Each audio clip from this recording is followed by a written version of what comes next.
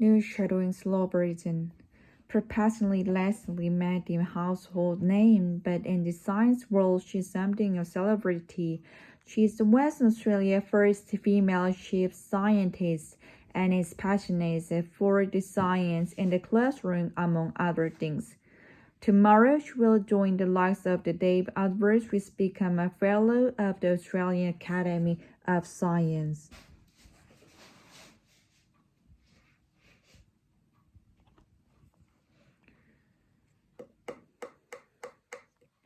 Conservation has been something that holds very dear to my heart.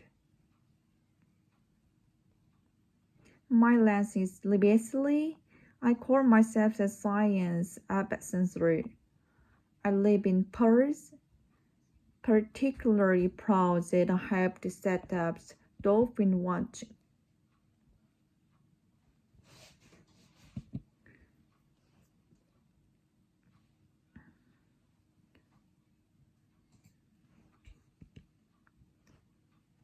I'm particularly proud that I helped set up the Dolphin Watch, which I consider to be one of the best citizen science programs in the world. As Chief Scientist of Western Australia, the governments want to make sure we visit a stable dolphin population.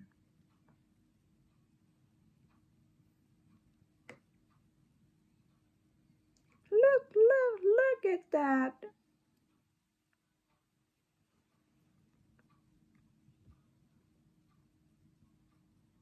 I have loved the world and the sea from very early on.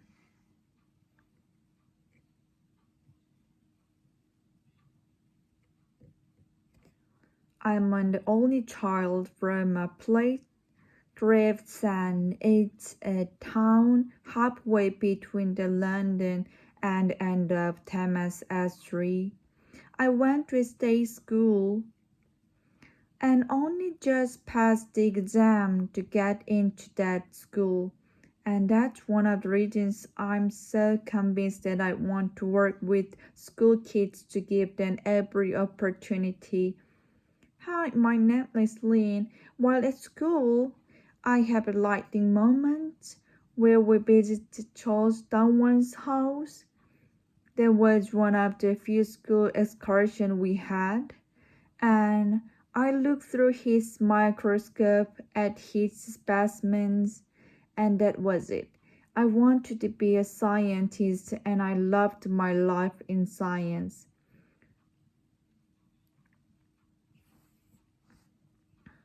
I think every single kid loves science.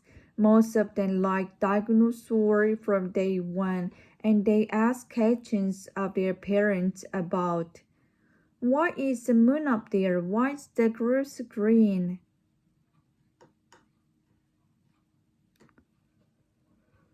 We have to keep that thirst for knowledge and that curiosity alive. So what are you doing in that school? We clean up that. I would love to see everyone embracing the need for change, for climate change, and working for it. And even if you want to believe in climate change, we don't want pollution. We don't want our ocean full of plastic. So let's look at how we can make the world better. I managed to be accepted at Oxford University. I think a bit like Slumdog Minister, I asked me only the question to which I knew the answer. At Oxford Uni, there was 10 men for every 1 woman student. So from the earliest time, I could see that getting gender balance make a big difference. My field of study was the brain. I went to one lecture and heard the doctor say he was researching how to fix a brain after injury. and I thought that sounded so fascinating.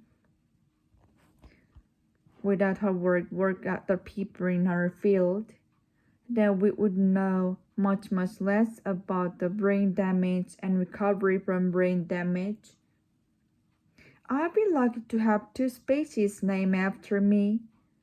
One is a sponge which has the potential to help people with very attractive form of breast cancer.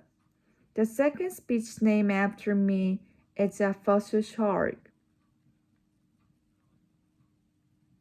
I met my husband Richard Taylor when he was almost completing medical school in Edinburgh. We decided we were going to move to Australia.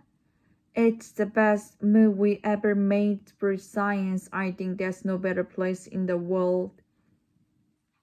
I've been elected as a fellow of Australia Academy of Science. It's such an honor. It was seen as a recognition as a life of very fine work in science, about science and for science. People outside science should care about it because it's a big deal, and what it does mean is that in the Australian population, we have some of the most eminent scientists on a global scale that you can possibly imagine. It means I can work with others who are really leaders in Australia to address issues that I think are really important, or to join them in issues that they have to develop. I love the feeling at the end of the day when you had hit the pillow to think I made at least a bit of difference for the world to be better than it was yesterday. And when I feel that, I feel really good. One more. Original speed.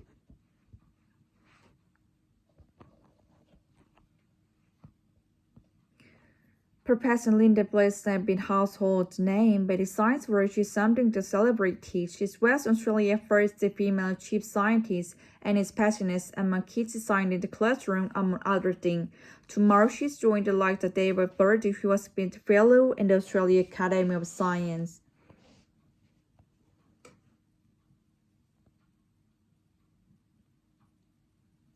Conservation has been something that I hold very dear to my heart.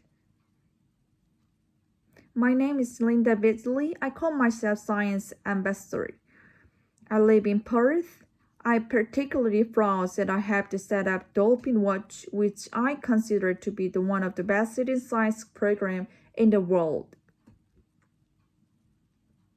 As Chief Scientist of Western Australia, the government wants to make sure we did have the saber dolphin population.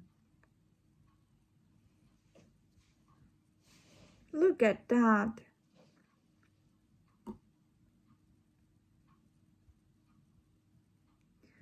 I have the love the water and the sea from very early on.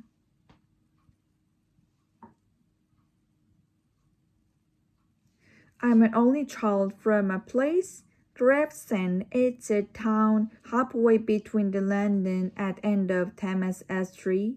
I went to state school and only just passed the exam to get into school. And that's one of the reasons I'm so convinced that I want to work with the school kids to give them every opportunity. Hi, my name's Lee. One of school, I had a light moment where we were visiting Charles Darwin's house. That was one of the few school excursions we had. And I looked through his microscope at his specimens, and that was it. I want to be a scientist and loved my life in science. I think everything kids love science. Most of them like dinosaurs from day one, and they ask questions of their parents about, why is the moon up there? Why is the grass green? We have to keep that thirst for knowledge, and that curiosity alive.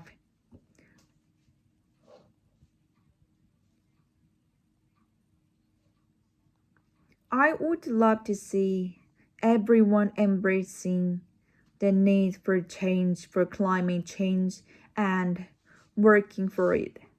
And even if you want to believe in climate change, we don't want pollution. We don't want our ocean full of plastic. So let's look how we can make the world better. I managed to be accepted at Oxford University. I think a bit like some protagonists there, I asked me only the question to which I knew answer. At Oxford Uni, there is tab man for every one woman student. So for the earliest time, I could see that getting gender balance make a big difference. My field of study was brain. I went to one lecture and the doctor said he was researching how to fix a brain after injury, and I thought this sounds so fascinating. Without hard work or with work people in the whole field, then we would know much less about brain damage and recovery from brain damage. I'd be lucky to have speeches named after me. One is a sponge, which have the potential to help people with very interactive form of breast cancer. The second speech named after me is a fossil shark. I met my husband Richard when he was almost completing medical school in Edinburgh. We decided that we were going to move to Australia. It was best move we ever made to science and the best Nobel Prize in the world. I've been elected fellow the Australian Academy of Science. Is such an honor. It seems as recognition as like a very fine work in science, about science, and for science. People outside science should care about it because it's a big deal. It's that in the Australian population, we have some of the most eminent science you can possibly imagine. In names, I can work with others who are really leaders in Australia to address issues that I think are very important or join them issues that they have to develop. I love the feeling at the end of the day when you had hit the pillow to think I made at least a bit of the difference the world, which is better than it was yesterday. When I feel that, I feel really good.